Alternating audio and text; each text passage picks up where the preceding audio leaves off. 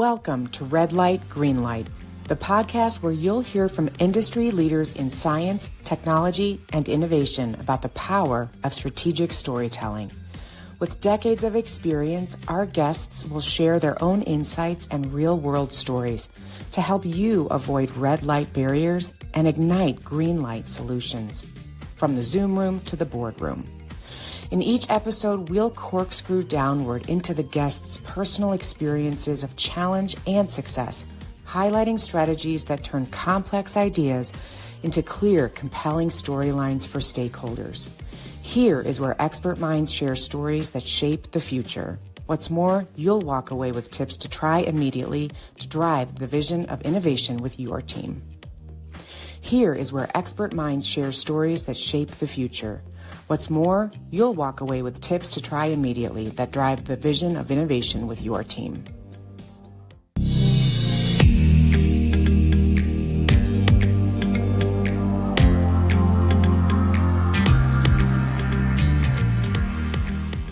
Hi, everybody. Welcome to the next episode of Red Light, Green Light. I am your host, Cindy Skalicky, and I'm bringing you another amazing guest onto today's show. This is the podcast where we bring you leaders who have had decades of experience mastering whatever their craft is and are ready to come in and bring to you some stories, some wisdom, some lessons learned. And today I'm excited to bring to you John J. Fenton, the CEO of John J. Fenton Executive Coaching and a friend of mine as well. John, welcome to the show. Hey, Cindy, thank you so much. It's great to be here with you today. I am so happy that you're here with us because I work with a lot of leaders who are working toward improving their leadership skills. And a lot of the leaders we work with are CEOs.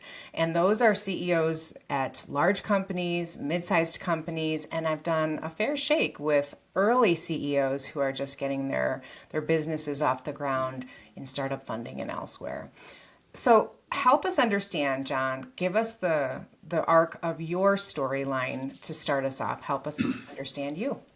Oh, yeah. So, my storyline actually starts very young at age 13. So, okay. Bring us back to John at 13. So it was an interesting time, but in junior high school, but I was not very athletic, but I chose to change my life at that point in time. And we literally, you talk about metaphors, we literally had an obstacle course, and at the very end of the obstacle course was a green wall that I could not get over. Okay. It's like being in the Marine Corps, right? Love this. And you might see pictures of Navy SEALs.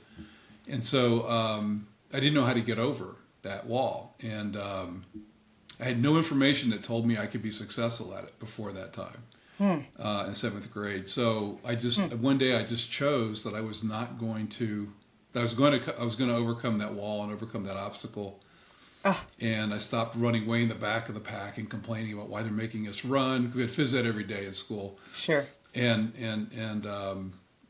running in the back and complaining and that. And I said, I'm gonna master this obstacle course. I'm gonna get over that wall, and I'm gonna win the President's Physical Fitness Award, which was a big deal in our junior high school. Yeah. I took great pride in that. Totally. And so that's what I did, and started running near the front of the pack, and just practiced. I lived right across the street from the junior high school, and I could see the obstacle course from my front yard. And so every weekend I ran and practiced on the obstacle course.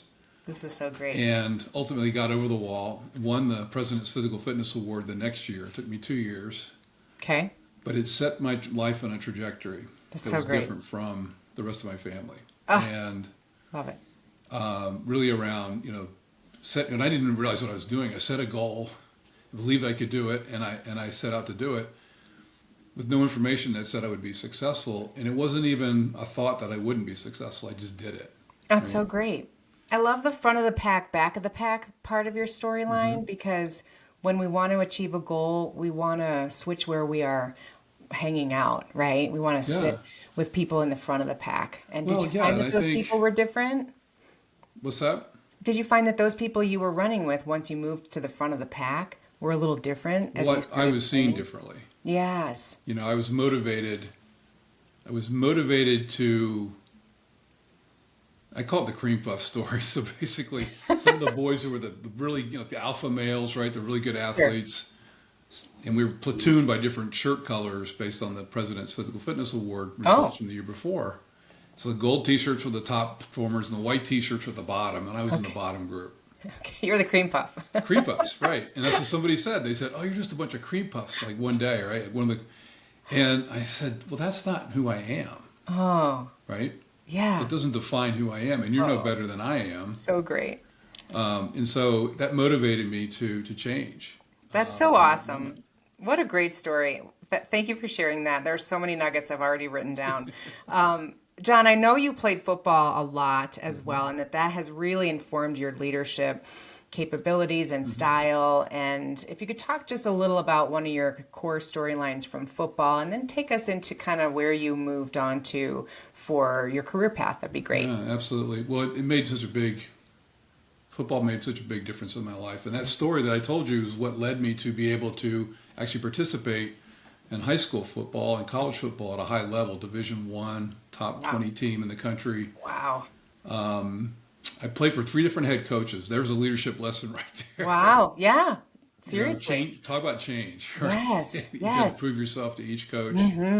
And so, but I think overcoming a lot of obstacles too. So, it's not easy going to the next level from high school to college. And I had some ups and downs. It was not a smooth path.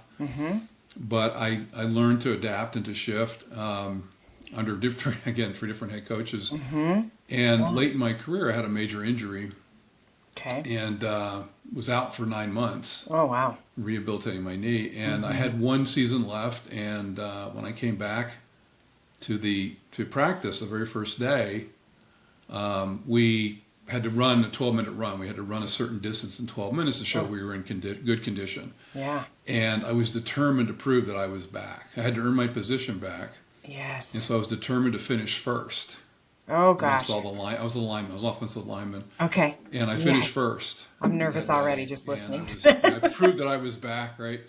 And then, I did well. And so right before the season began, it was my third head coach, Howard Snellenberger, who, took the team to great heights, first national championship at University of Miami, Florida. And that was his second year at Miami. And right before the season started, we had like a month of practice and preparation for the first game. And I got the starting nod. Oh, and so I awesome. And so I played all season long without injury. And we had a successful team. Yes. Finished 18th in the country, as I said, played in the Peach Bowl. Yes. And I went to find Coach many years later. In 2017, I went to find him. Okay. So that was 1980, right? Yeah. In 2017, I went to find him because I wanted to acknowledge him for doing that. He could have gone with the younger guy who had played the second half of the season the year before and all through spring football. And turns out he lived like 5 minutes from my mom in Boynton Beach, Florida. So you are kidding. I spent an afternoon with him and his wife in his living room, and it's like memorabilia galore of football experiences. I mean, he coached the Dolphins, the NFL, and he was a head coach, many different several universities, and coached with Bear Bryant, Alabama. So he had a great pedigree, and we sat for an afternoon in his living room. And one thing that was really kind of cool was his wife said, "Are you on Coach's Facebook group?" And I said, "Well, no," because it maxed out at 5,000 people. And she goes, "Hold on a minute." She goes to the computer, the desktop in the family room there, and deleted somebody so I could get it. So, she deleted a cream puff so you could be at the front of the line. Right. And what was interesting was that night, that evening, she sent me a text and said, "Coach, really appreciated you stopping by." And I just felt this desire to acknowledge him. I think acknowledgment's really, gratitude and acknowledgement is very important. I've tried to live my life that way, and sometimes it's not always easy. I'm totally human too, right? But that experience, I think, really made a big impact on me. And I finished my career there and earned 2 degrees while I was at the university, and an MBA while I was playing, and got married and started living the American dream, right? Yeah, right. Well, I have to pop back because we've already answered practically, one of the future questions that I was going to ask, which is fantastic. But I want to sit on this just for a second because of what you said about calling your coach later in life. And, frequently on this show, we ask guests to choose someone in their lives long ago or recently, doesn't matter, who they would tip their hat to if they could and share with them something that really impacted them. And you've just done that this was the third of the 3 coaches. Is that correct? Right. Yep. That's correct. And what's interesting, what really, if you know the history of Miami at all, which many people don't, but my freshman year, they almost canceled the program. Oh, I didn't know that. They almost shut it down. No, I didn't know that. They decided not to. They brought another coach in, Lou Saban from the Buffalo Bills, who's not related to Nick Saban. Right. I saw Nick at a dinner.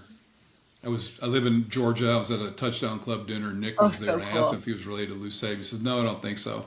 But anyway, Lou came in. Lou was there 2 years. He left, and that opened the door for Howard Schnellenberger to come from the Miami Dolphins. And so I got to see 3 different head coaches' styles. Right? And each one was better than the previous one. Okay, and that's what I was going to ask. How were they different? Okay. And so what Howard did differently was, firstly, he was a strict disciplinarian, very strict. Okay. Everything, practice was consistent. Everything was consistent. I was getting kind of tired of it by the end of my career. But the will to win and the creativity to win, having a great offensive mind, identifying talent on the team. Yeah. But setting the tone for a vision. I'm really big on vision. Yes. That's one of the things that I teach and I coach. Having a clear vision, setting goals. And he literally had a chart in the locker room that was like the road to the bowl. Cool. Oh, love that. Let's see how we're gonna get there. Right. And then beyond that was, we're going to win a national championship. And he did that in 5 years, which is unheard of. Incredible. There is so much power behind visionary thinking. And obviously, all the things you're sharing about right now resonate 100% with leadership in a professional environment and in a team. And I'm thinking of athletic coaches and sports coaches that I've had and also admire for, grew up a Notre Dame fan through and through. So Lou Holtz comes to mind as far as one of the great coaches. I think about Joe Madden, which is one of the books I'm reading, who led the Chicago Cubs to their first victory at the World Series in 108 years, and who is one of the only coaches or general managers. Did you know this, John? He's one of 4 major league managers who was not a major league baseball player ever in his life. Wow. Yeah, so very unusual. But so many lessons about being, vision.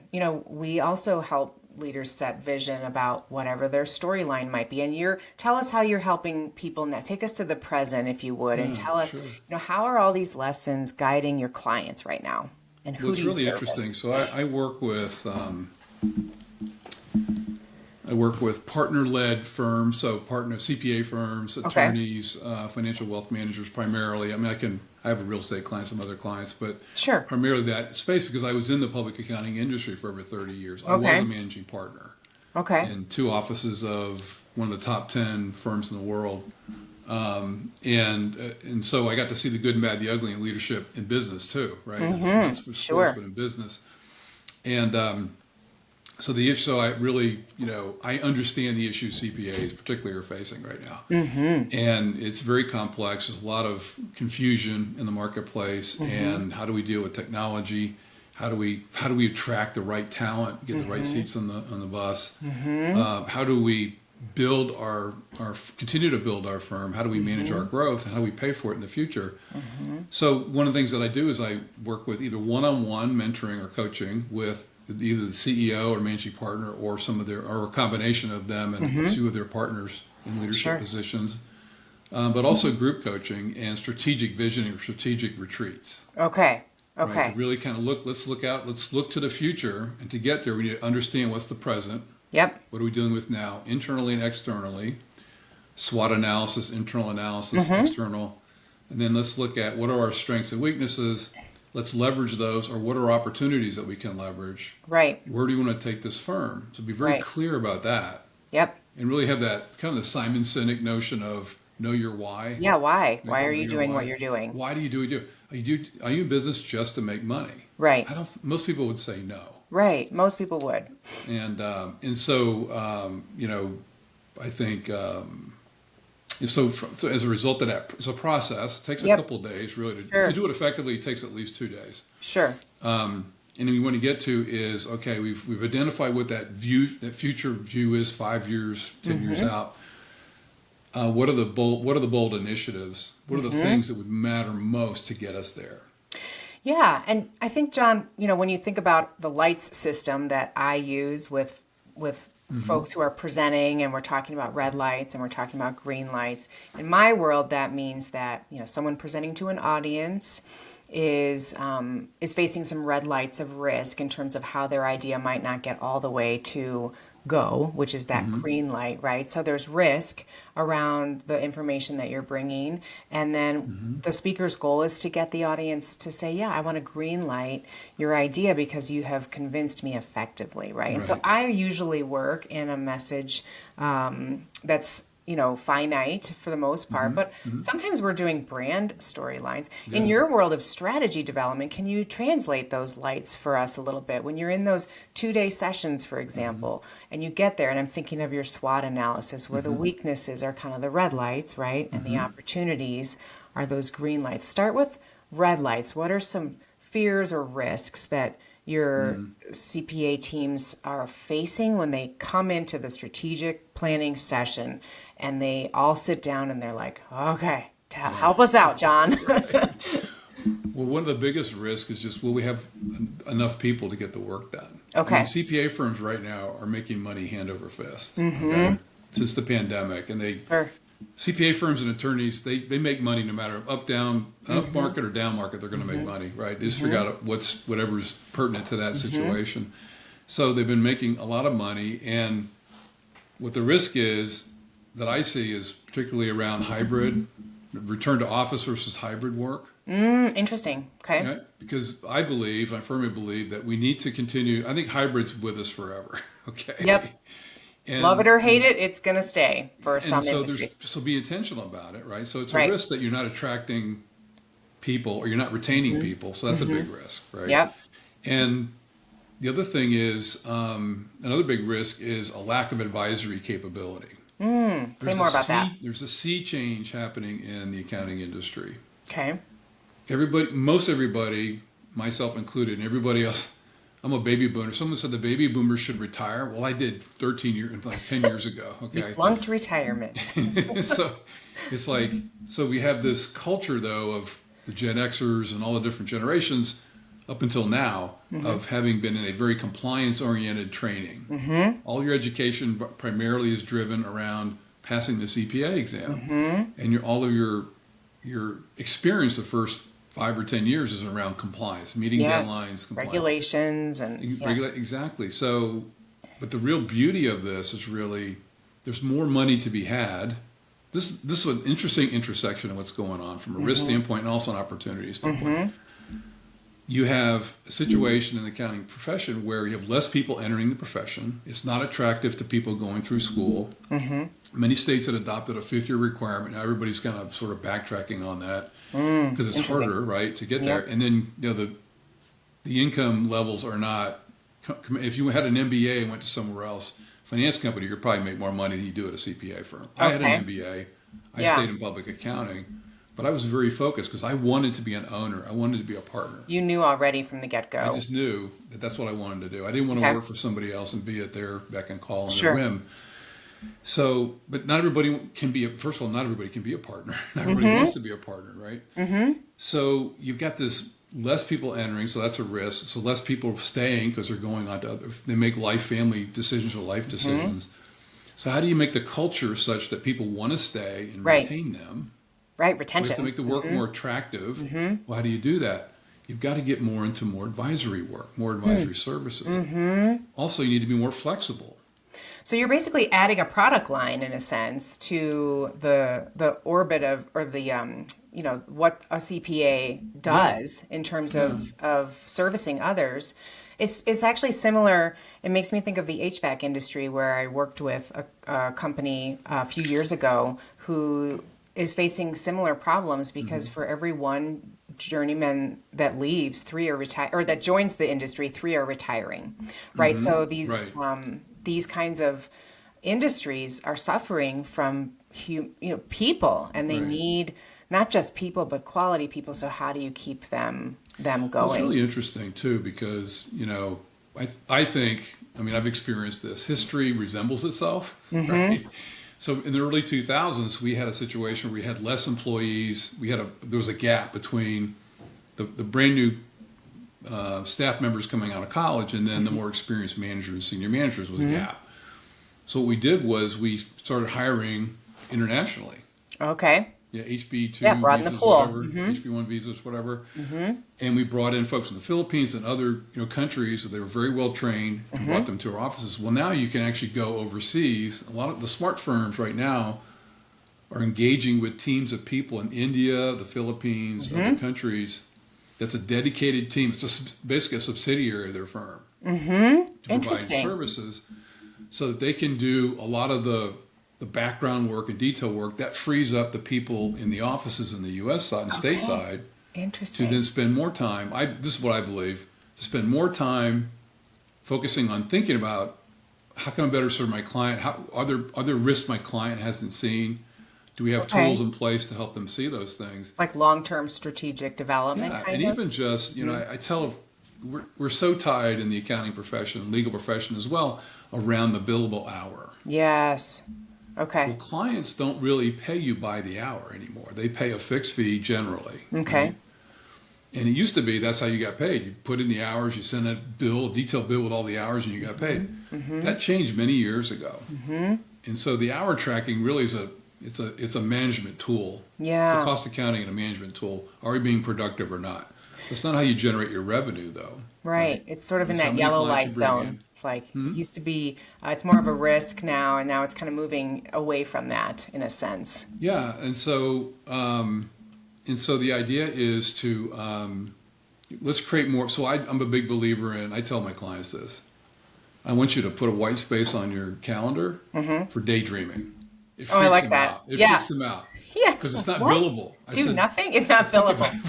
Well, that's like an ingrained habit that we have to figure out, how do we jettison that habit, any habit? It's really difficult. And, I deal with this with folks who are really tied to their ums, ahs, and likes when it's verbal filler words. And I'm sure there's a lot of those today too. So. Yeah, no. But it's okay. We're in conversation. But, when you really want to nail it, you do want to get rid of those. And in a sense, our brains are tracking in such a way that that's very difficult to just get rid of overnight. And the same is probably true for the mindset around the billable hour, which makes a lot of sense. Yeah. Well, John, what do you do? Go ahead. Do you have one more thing to add? Well, just, so creating this gap, if you will, we feel like we're wasting time, but reality, there's great wisdom in the martial arts. I'm a black belt in Tai Chi. Oh, yes. Yes. And so there's great wisdom in doing by not doing. Okay. Oh, yes. This is the daydreaming segment. Yeah, it's very profound, right? Yes. So it's like because what you're doing is you're creating the space to create even more ideas or better serve your clients or solve an issue in your business by giving yourself that space. It is hard. I just went through this past weekend of forcing myself to take some space in my calendar. I had an opportunity to take my daughter away for a basketball tournament and drive her down 8 hours to the state tournament and back overnight, right?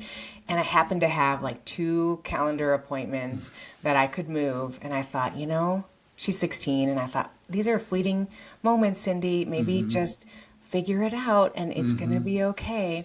And I pledged to my oldest daughter that I would not work at all on Friday while I was doing all these things. And I'll tell you what, it was really freeing. And it made me crave more time like that. And I thought, so it began to open up ways for me to put some guardrails around my time because you know what it's like as entrepreneurs, as coaches, as people driving our own, businesses. It's difficult, especially in this work at home environment to keep those guardrails around. So, well, John, let me ask a question back to the lights. One more thing, and then we'll land the plane here. But When you're in the room, I like the image of you in the room working on these strategy sessions because I've heard you talk about these before, and I know how powerful they are from a message strategy standpoint when I'm with a team in a room. So when you get in there and you've listened to the red lights, what are some tactics that you find work to help a team stop seeing so much red light and begin to see a path to green? Like, how do you help a team toward that green light by the end of that 2 days? Yeah. What are some things they need help with unsticking? Well, they definitely, particularly for accountants, we need to spend more time visioning, right? Yeah, looking at the forward, story. looking for possibilities, right? So yes, we identify the red lights, but okay, now let's focus on the green lights, the things we're strong at, the things we're really good at, or the opportunities that if we took a problem and turned it into a strength, it would be an opportunity for our firm. And that's where we take it to the next level. It's really about thinking about the future. And so I actually do a visioning exercise with them to kind of let them settle in and paint a picture for themselves about what the future looks like. Oh, I love that. And there's a section where they actually will do breakout groups, and each breakout group will be charged with creating their own vision for the firm. And then we'll come back together as a group. And there's a lot of energy in the room. And I just love, look, anybody can facilitate a meeting. I do much more than just facilitate, right? Sure. I'm in there with them, sleeves are rolled up, and we're digging in. So fun. And bring that energy and excitement around what the future can hold. Yeah. And one of my clients, they've already, their goal was to reach 50 million in a few years. And they're like almost over 40 million right now. Oh, come on. Okay. Wow, that's fantastic. Right? And so the power. It just makes me feel so, because they did the work. We spent, actually, that one was a little bit longer than 2 days. We had some other issues to deal with, some trust issues, which to talk about shifting the conversation, I'll share this little anecdote. I knew going in, and typically the firms that I work with, they'll tell me, okay, this person's going to be kind of a problem, that person, whatever. So I kind of knew who the problem children might be. Yep, the lay of the land, X's and the O's. and so we're right in the throes of the early stages of this process, and one of the partners in the group, made a statement. Right, I'm writing stuff on the flip charts, right, with the group. We're brainstorming, and he fires out this off the wall statement that was going to like grind everything to a halt. Oh boy. And I turned around, and I had multiple markers in my hands, right? I had these big, fat markers in my hands. Yes. And so I went and I stood, and they were in a U shape. Okay. So I go right in the middle. I get right in front of him. And I confronted him. Okay. Oh, geez. In a way, I just said, you know what? First of all, I did one of these. I stood in front of him. I dropped the markers on like a mic drop. And I stood right in front of him, and I said, let's talk more about that. Yeah. To deal with it. Because one of the issues they were having, actually, because trust was, they're a great firm, they had a little bit of a trust issue because they weren't used to having that kind of conversation with each other. That's so important. Oh, trust is, you can't hide when you don't have trust. Right. You just can't. It's impossible to hide. And I bet, and so kudos to you for naming, like, name it so you can tame it. I don't know if you've ever heard that, and I'm wishing I could remember who taught it to me. I would like to credit that person, but I like that phrase a lot. Name it so you can tame it. So you have to name, and you did that with this leader, and it's highly likely that person changed his tune after that moment. He did. Actually, he became one of my clients in the firm. There you go. Yeah. I worked with him for a year. 100%. That's fantastic. Yeah, so it was just shifting. He wanted to get his voice out. Yeah. Right? That's fine. We People acknowledge want to be it. heard. We get it. Let them be heard, and then process about what does that really mean and kind of bring it to a point where we all can kind of reach a mutual sort of understanding, kind of meet each other where we're at, right? For sure. So that nobody walks away with misconceptions, right? And so that always just leads to more distrust. And if you hadn't done that, John, right, in that moment, Lord only knows what would have happened with the rest of that meeting day. And and it's really, that's the facilitator part that is the facilitation of things to make it, facilitate means to make easier, right? Right. To make it flow. And so that can be a tough moment for you as a leader where you could be, you could look at that moment early in your career maybe as this is a green wall I can't get over. This, Right. like stopping my session to tell this leader what's what. A lot of times leaders would rather shy away and Sure. play in the disease of niceness, as they call Yeah, it, and disease, just exactly, disease of niceness. everybody's They too want to nice go outside around their here. comfort zone and challenge each Yeah. other. But in reality, there's a productive way to do it, and you need to do that, because otherwise you're holding your firm back. And it can always be done respectfully. We can be Absolutely. direct and, hello, Brene Brown, clear is kind. It is Right. kindness to be clear about Right. expectations and such. So, well, to go back to the opening analogy of the obstacle course, John, when you look ahead, okay, 12 months ahead in your industry, and you've shared a lot about kind of where it is now, where it's been, what are some of those green walls that you see for the industry? How do you anticipate, making sure that you and your firms are at the front of the pack? What do you see ahead? Absolutely. A couple of things. One is, I think, leveraging and doubling down on flexibility. So Being flexible. being flexible, having great training programs to develop the advisory skills of the people. And don't be afraid of technology. I mean, that's the big thing, right? AI, technology, Yes. machine learning. So many firms we're all still trying to get our arms around what that Yeah. really means for our firms. And some big companies, big firms are investing billions of dollars in this stuff, right? But I think my view of that is, look, you still need the human element. Yes. Okay, the machines are great. It helps us to do the tasks we probably shouldn't be doing anyway. It helps to accelerate that process. Right. Now take the data, interpret it, but be the advisor. So shifting the mindset from compliance to advisory, being a good advisor to your clients. John, what I'm hearing in all the things you just said is one word, and I would say heart. And I hear that word or that theme in a couple of areas. One, I'm just listening to our conversation about CPAs, which is all about numbers and how data-driven it is, and how easy it could be to shortchange the heart part of the business. And that's what you bring, right, with your visioning and your strategy.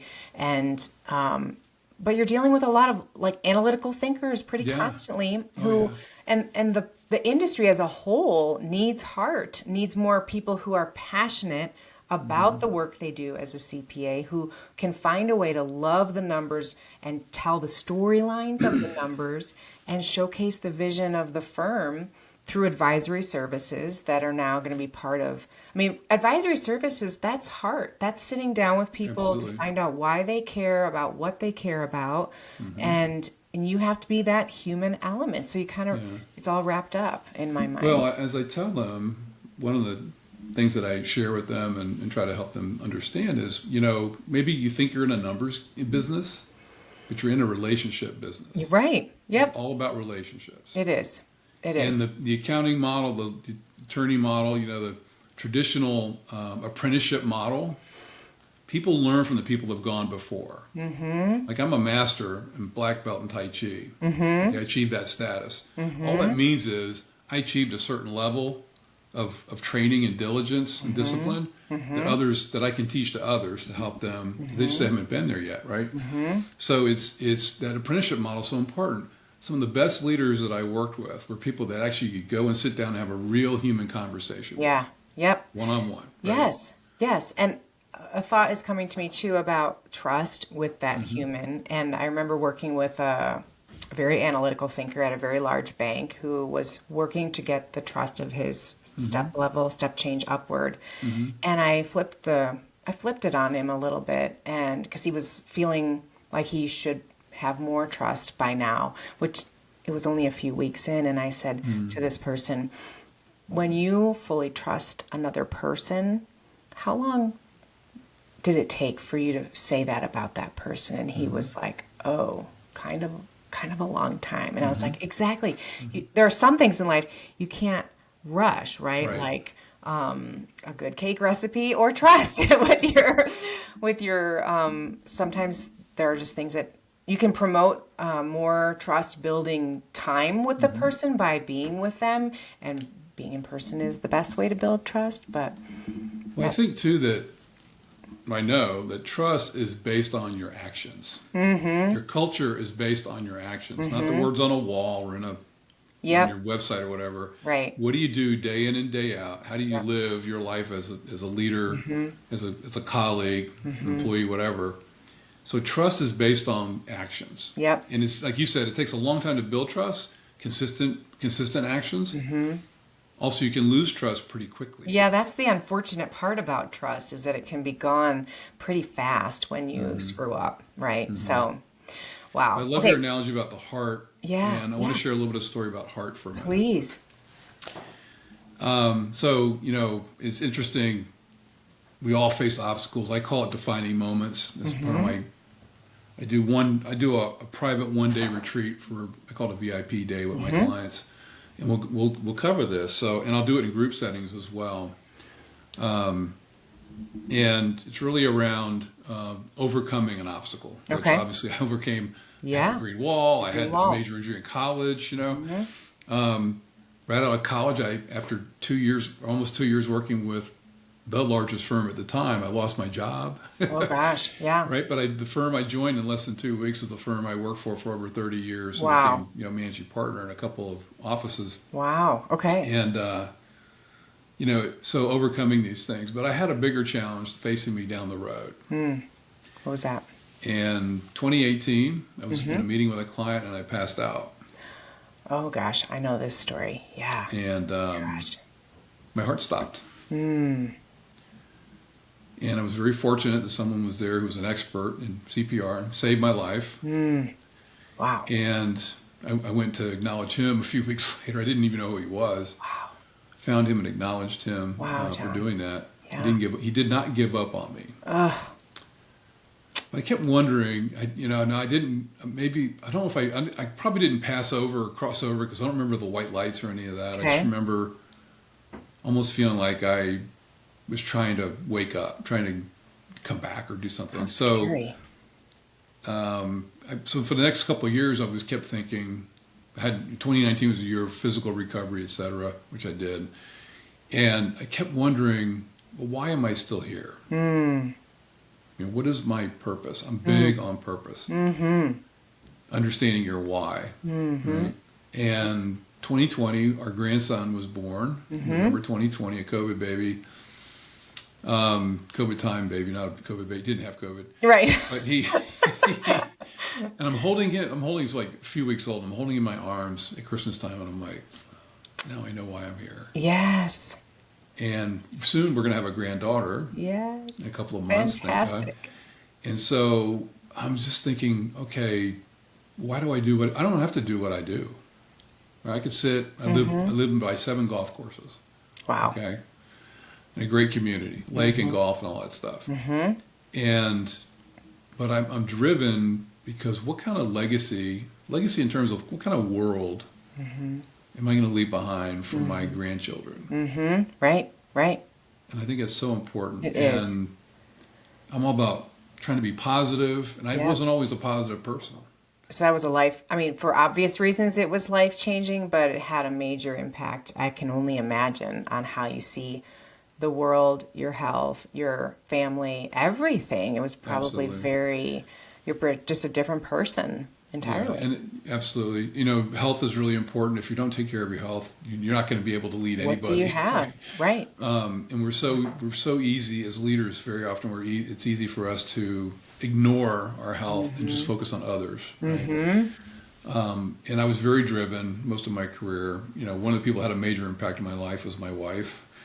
Who is not like me at all in that regard. So I was very driven, very goal oriented, and you learned it in sports. But when you're in a football season, it's like you have blinders on. Nothing else is going on in your world except I imagine the present moment, getting ready for the next game or the game. Especially when you're on a really good team and like the nation is watching you and you're being televised and you've got Peach Bowl in the future. Yeah, and we're even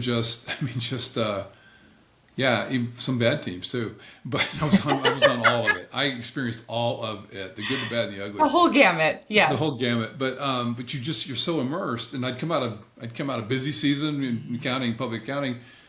a matter of fact, I came home early one day. I would work late, long hours, right? The whole thing. Sure. After April 15th, I'm not a tax guy, but after April 15th, everything kind of settles down a little bit. And I came home at like 5:30, and my wife said, "What are you doing here? We're going out to go." My wife and my daughter were going out to do something. You're not supposed to be here. Sorry, hon. There's a TV dinner in the fridge, right? It's like you just live. You're just so laser focused. Oh, that's so funny. Sports, and then it carried over into Life. business and accounting. Business. Yeah. And everybody have to deal with deadlines and timetables and things that they have to work on. Yep. But it's step back for a moment. Yep. Focus on your breathing. I teach this. I'm a big believer in focused breathing, mindful breathing, which I really learned a lot in my martial arts training. What a cool experience. Just to help you be the best leader you can be. Yes. So did you hear that, everybody? Focus on your breathing, focus on your health, focus on your relationship building, and trust will come, and longevity and legacy. And so those are some great big points to have us close on, as far as the wisdom in all of the pieces that you've rolled up throughout your career life, and some of the things that you've experienced, some planned and others not planned, right?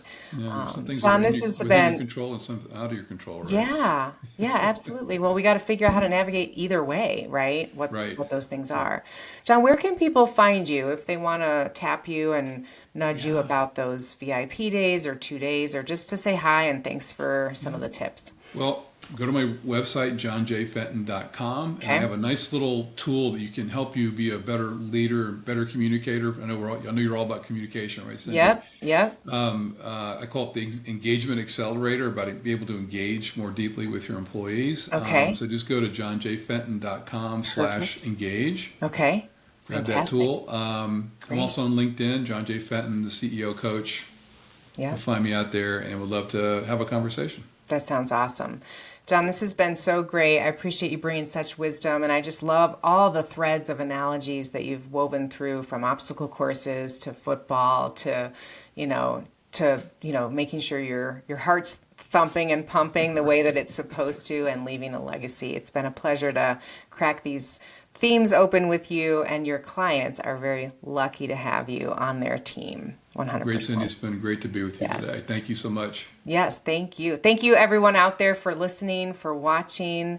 I'm thrilled to bring you guests every week for your benefit, so that you can take from them some of the lessons that they're bringing to the table. And so we'll be back again next week with another fantastic guest. Until then, get out there, move somebody from a red light to a green light, get out there and nail it, and we will see you next week. Take care. Bye-bye.